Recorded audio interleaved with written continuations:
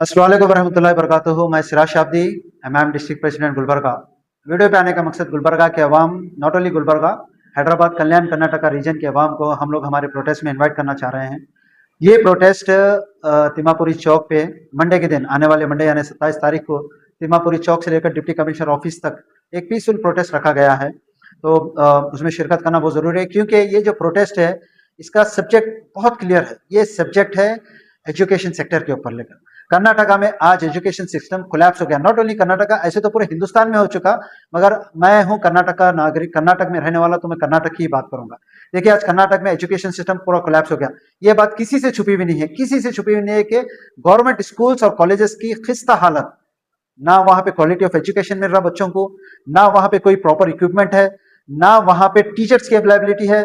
और बच्चों को अगर खाना मिड डे मील भी दे रहे हैं तो खाने में फूड पॉइजन हो रहा, बच्चे एडमिट हो रहे हैं हॉस्पिटल में, कई सारी चीजें हो रही हैं। और इसी को चलते हुए ये चीजें ना होने की वजह से कोई गरीब अपने बच्चे को गवर्नमेंट स्कूल में पढ़ाना नहीं चाह रहा।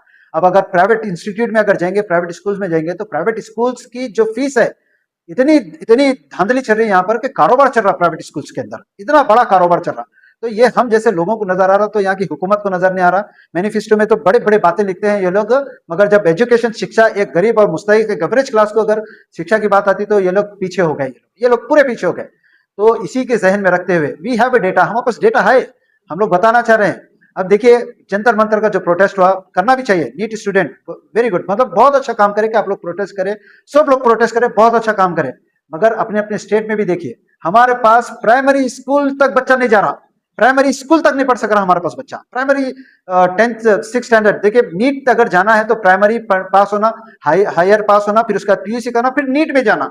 मगर हमारे पास जो गुलबर्गे में और जो कर्नाटक में जो हालत चल रही, हमारे बच्चे प्राइमरी तक नहीं जा रहे।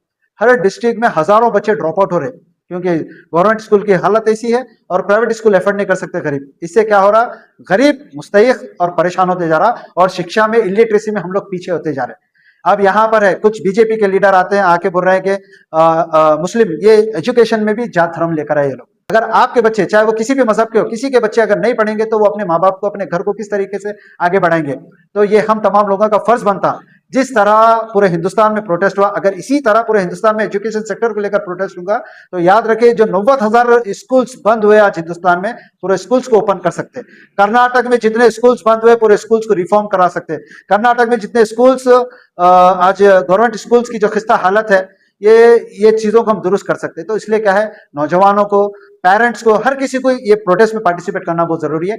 ये प्रोटेस्ट इमाम मजलिस के तरफ से प्रोटेस्ट किया जा रहा है। तो मैं आप तमाम लोगों से ये उम्मीद करता हूं, देखिए मेरा मकसद, हमारा मकसद बहुत क्लियर है, क्योंकि हम लोग ग्राउंड पे काम करते हैं, हम लोग ग्राउंड पे लोगों को मिले सो है।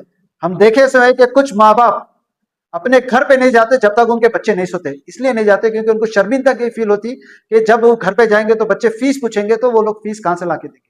तो इस तरीके का माहौल चल रहा हमारे पास यहाँ पर। तो इसलिए ये चीजों को दुरुस्त करने के लिए आप हम सब मिलकर एक प्लेटफॉर्म पर आकर हम लोगों को काम करना है, और स्टेट गवर्नमेंट के खिलाफ हम लोगों को लड़ना है। और इंशाल्लाह हम लड़ कर रहेंगे और कर्नाटक में एजुकेशन सिस्टम को दुरुस्त करके बताएंगे। शुक्रिया, जय हिंद।